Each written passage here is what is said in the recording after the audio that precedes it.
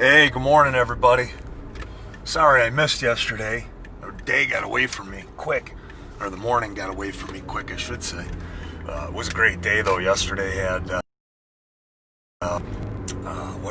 Andy and I were working on a siding job out in East Aurora area, and that's going pretty smoothly. We got a bunch of that done, probably beyond that, a few more days. And then I had softball for the first time. Played softball in probably about 15 years. And actually some of the guys that were there last night were some of the guys that I had played with all those years ago. So it was pretty wild. It was pretty crazy. I still play football, so I'm pretty active that way in running and doing all that stuff. But I could definitely tell my feet were not under me at all. Your judgment with the ball and everything else. I still had my arm throwing that because I'm always throwing the football. And, but it was a great day. And then I got to see my mom briefly, not long enough over there, but got to see, her and my stepdad and Miley briefly. So, and then afterwards, got together for dinner, which was always awesome. Pork chops. And pork chops and potatoes and collard greens. Love collard greens, and they were spicy, so it was really, really good. But heading over to Hamburg right now, and going to do this video for the restaurants. John Winstead and I are I talked about this. And then John, echoed exactly what it was that he wanted to accomplish with it. So what we were hoping to do is we were really hoping to get over to a restaurant that had closed, that had been forced to shut down already, and that we could show the restaurant, and that we could show, good morning, Dorothy, good morning, Courtney, good morning, John. And what we're going to do is, and we're actually going over to Raphael's, Dorothy, so we're going to be recording in front of your place. And, it's essentially what we're going to be doing. We wanted to find a restaurant that was closed, and we're going to try to do that. That was closed by the health department, either temporarily or permanently, as a result of all these ridiculous, all of these ridiculous measures that are in place right now. So we're going to probably do a follow-up video. But keep an eye out, because what we're going to do is we're going to have this video posted up at freenys.com. And then, of course, I'll be posting it on my Facebook page. Everybody else is going to be posting it everywhere as well, social media. And it's going to be an instructional for bar and restaurant owners. It's going to let them know that there are a group of people that are willing to fight for them, and that we're tired of, them being terrorized and intimidated for no reason, and that we're tired of them having spies in these restaurants that are reporting them to the health department time and time and time again. So we're going to record that. John is he's a video guy, video editor. He does all that stuff. And we're going to do it in front of Raphael's, which is on the corner of McKinley and Clark. And it's going to be nice. We're not going to say anything about, Raphael's at all. It's going to essentially just be, hey, a restaurant like this, a local restaurant, this is how they're being menaced. This is how they're being harassed and terrorized and intimidated every single day. And all they're trying to do is operate. They were forced to shut down for 4 or 5 months. They were forced to reinvent the wheel for no reason at all. And now we're taking a look at Sweden and everybody else that has been saying second wave, second wave. And how long have I been talking about Sweden, guys? Sweden, Slovenia, Japan, Taiwan were shut down. Herd immunity has been established, just like every other virus that is out there that they reach. The herd immunity that is similar to the flu virus, every other strain and every other type. So anyways, these restaurants were shut down for so long, they were forced to be, they took like a 90% hit Some took 100% hit on their profits. So, because they were shut down. And then they were told, well, you can open, but you can only open under these conditions. So they open, and, they're earning about, just scrimping and doing everything that they can, everything they possibly can to survive and to keep that business that they worked so hard to grow open. And then the rules kept changing and kept changing and kept changing. And, people didn't want to go out to eat because you had the media and politicians and government employees, our employees, going out and telling people that you have to be inside, you have to be afraid, you probably shouldn't do this, you probably shouldn't do that. So now all the people that would want to go out to a restaurant, the restaurant's open, but guess what? They're not going to go. So now, add to that the fact that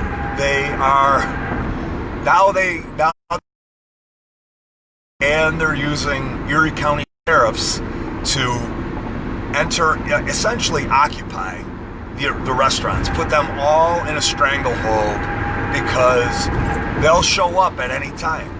So if you're eating at a restaurant, you don't want to deal with law enforcement. You're out to just relax. You're out to enjoy yourself.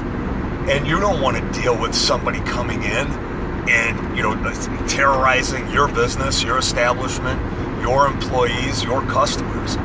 You're not interested in that. So that is the next level that they did. They just weren't satisfied with shutting these businesses down, closing them up. Yelp and other sources saying that I think it was up to, I don't think it was as high as 60. I think it was as high as 40 to 50%. They said that between 40 to 50% of all restaurants will close, restaurants and bars will close forever and never open their doors again. That's a fact, guys. And how many of them have shut down already? So you have all of these restaurants that they abided by the rules, they did everything that they were told and instructed to do, thinking that it was going to be for everybody's safety, whether they agreed with it or not, whether they had the science or not, whether they were listening to what other countries were doing, other states were doing. It didn't matter. They still abided by it, mostly because they had to. And then they weren't given any help.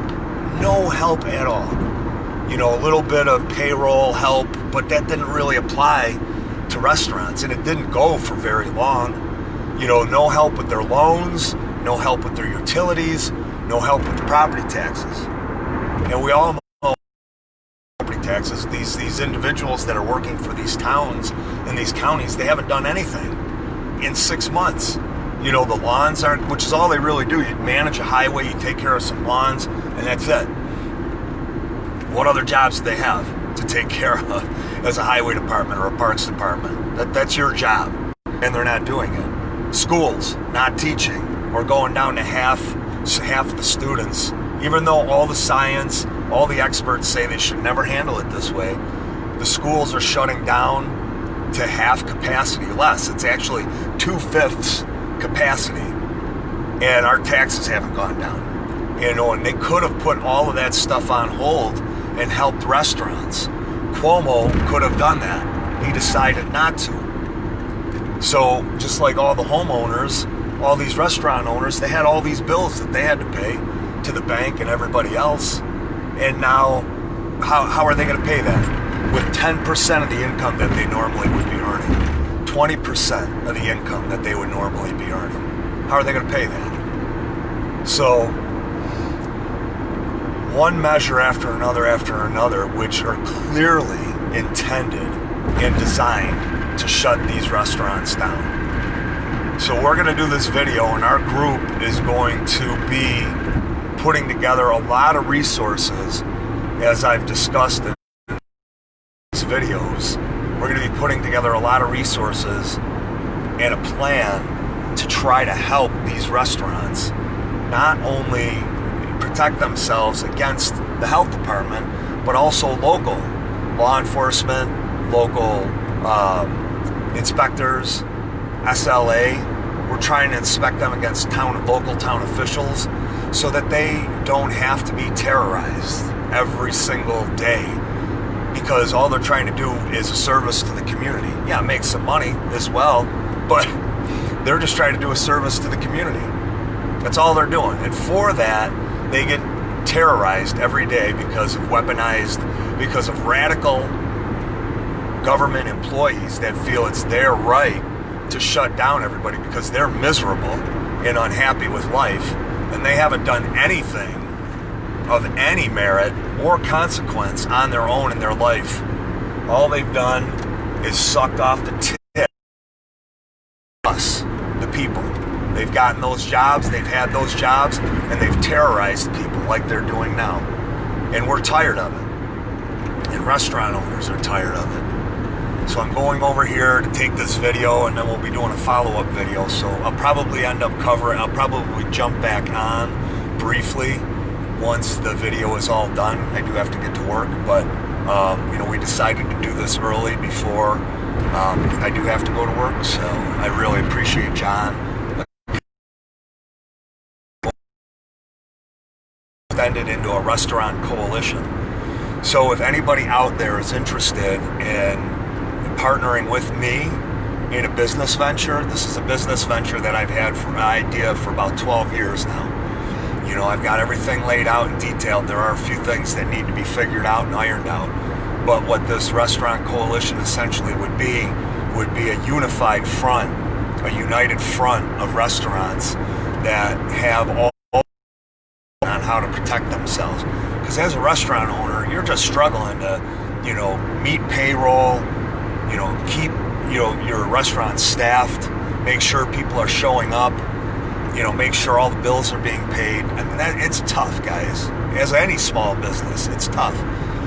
New York State does not make it easy. Erie County does not make it easy. Local town governments, they don't make it easy. So we're going to put together a restaurant coalition. And if anybody wants to partner with me on that, reach out to me. And, we'd love to have your help. We'll put it all together. We'll figure out how we can get that thing launched. And if we can. This concept of what we're doing will also extend over to gym owners. It will extend over to small business owners, so that all of these small business owners that have worked so hard are going to be protected.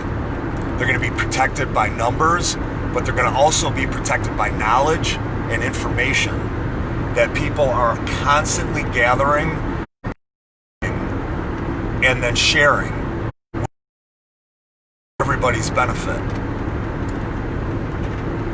The time is done where these government agencies just continuously do everything that they can to make it impossible for small business owners to do business. In every single, no knock on town employees, village employees, county employees, state employees, federal employees, but they were all guaranteed a paycheck, guys. From the very beginning, they were receiving their paychecks. And, right or wrong, that, in my opinion, was wrong. Because you told other businesses and homeowners that they had to continue to pay their taxes for people that weren't working. Teachers, administrators. I mean, yeah, you were working, but you were working for an hour or two. You were working a fifth or a sixth of what you would ordinarily be working. State employees that were guaranteed money that never went into their offices for months, and then complain when they finally did have to go into their offices. We don't want to be put at risk. Oh, but it was okay that everybody else through the entire pandemic was put. All the essential employees. And what that should tell all of us, each and every one of us, is how unessential every single one of those employees are. They haven't worked, guys. And even though they're still going in, they're performing at like 30 to 50% what they normally would. Productivity. All the while, small business owners getting crushed all across the state, all across the country, all across our area. It's not fair. It's not right. And what we want to try to do with this restaurant coalition is call attention to all the businesses that did shut down, and we want to figure out a plan and how to be able to sue. I mean, this is the problem. If we sue the state and we sue the county, well, we're suing ourselves, right? Because all that money is ours. But we want those people to be compensated because they were unjustly and unfairly shut down for no reason. It never had to happen, and they lost their businesses that they built. We're going to try to take a look at seeing how, these people can be, like I said, compensated for their businesses being shut down. Well, I'm just about here, guys. It was awesome getting a chance to talk to you. Oh, I did want to say another thing.